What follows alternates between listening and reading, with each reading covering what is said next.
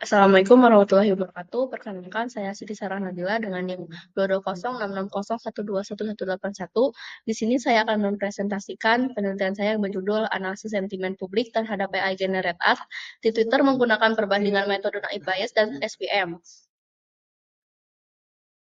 Langsung saja, jadi untuk latar belakang dari penelitian saya ini adalah, jadi si AI Generate Art ini adalah seni visual yang dihasilkan oleh kecerdasan buatan dan saat ini menjadi topik yang sangat hangat di media sosial, terutama di Twitter. Jadi banyak pihak yang mengapresiasi inovasi ini, namun banyak juga yang mengkritik, terutama soal keaslian karya dan dampaknya terhadap pekerjaan seniman.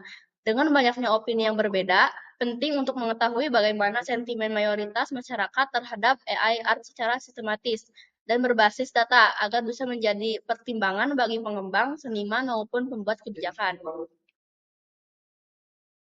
Untuk rumusan masalah dan tujuan berdasarkan latar belakang tersebut, jadi rumusan masalah penelitian ini adalah bagaimana persepsi publik terhadap AI art di Twitter dan bagaimana perbandingan kinerja metode SPM dan naive Bayes jika menggunakan pelabelan otomatis BERT pada analisis sentimen.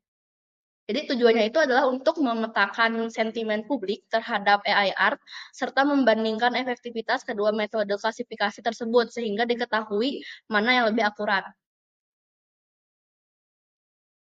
Untuk metodologi penelitian ini dimulai dari yang pertama pengumpulan data tweet dari Twitter dengan teknik crawling berdasarkan data kunci seperti AI art, AI generate art, dan sebagainya. Untuk data yang terkumpul ini sebanyak 790 tweet, baik dalam bahasa Indonesia maupun Inggris. Tapi untuk penelitiannya itu lebih banyak ke tweet yang berbahasa Inggris gitu. Lalu untuk selanjutnya dilakukan pelabelan otomatis terhadap data dengan metode BERT. Jadi seluruh tweet ini diberi label positif atau negatif secara otomatis. Mengapa menggunakan BERT? Jadi BERT ini dipilih untuk pelabelan otomatis karena mampu memahami konteks kata dalam kalimat dengan sangat baik. Dengan BERT, proses pelabelan sentimen bisa lebih efisien dan konsisten, serta hasil labelnya terbukti lebih akurat pada berbagai studi analisis sentimen terkini. Lalu untuk selanjutnya, setelah kita melakukan pelabelan otomatis menggunakan BERT, dilakukan pre-processing data yang meliputi scaffolding, cleansing, tokenisasi, stop word removal, dan juga limeritation. Lalu untuk selanjutnya dilakukan ekstraksi fitur menggunakan TF-IDF.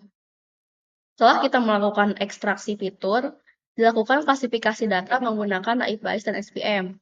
Jadi apa sih algoritma naive Bayes dan SPM itu? Jadi naive Bayes itu merupakan algoritma klasifikasi berbasis probabilistik yang sangat populer untuk analisis sentimen teks karena sederhana, cepat, dan cukup akurat. Jadi naive Bayes itu efektif untuk dataset besar, termasuk data tidak terstruktur seperti tweet, dan performanya sering dijadikan baseline untuk berbagai tugas klasifikasi teks. Nah, untuk SPM itu dipilih karena terbukti sangat baik untuk klasifikasi data teks berdimensi tinggi dan data yang memiliki pola kompleks. SPM juga mampu bekerja optimal pada data yang jumlah fiturnya sangat banyak seperti hasil ekstraksi TF-IDF.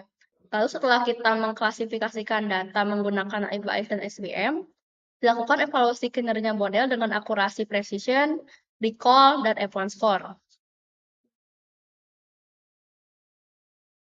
Lalu untuk selanjutnya pada hasil penelitian dari hasil pelabelan otomatis dengan BERT, diperoleh distribusi sentimen sebagai berikut.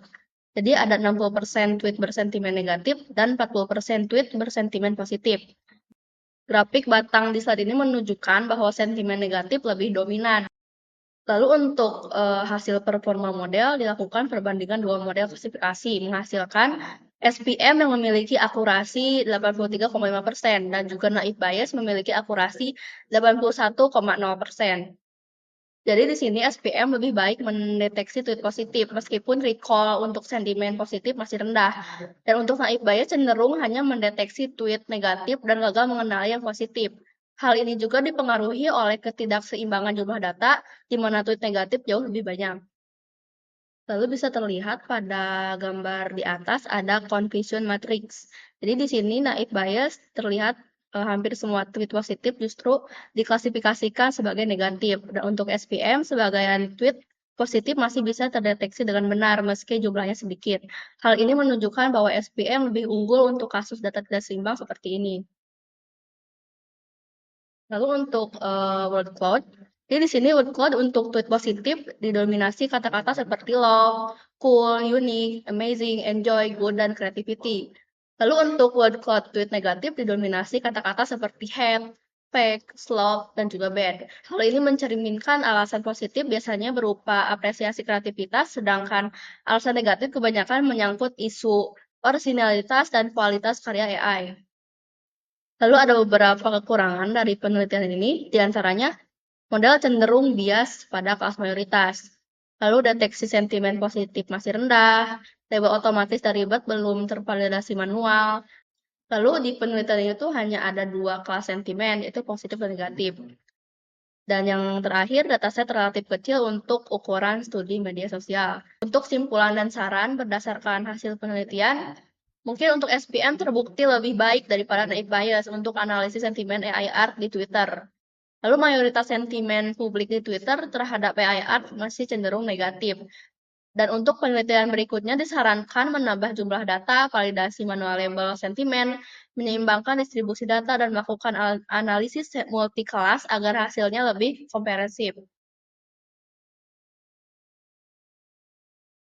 Sekian penyampaian dari saya. Terima kasih. Wassalamualaikum warahmatullahi wabarakatuh.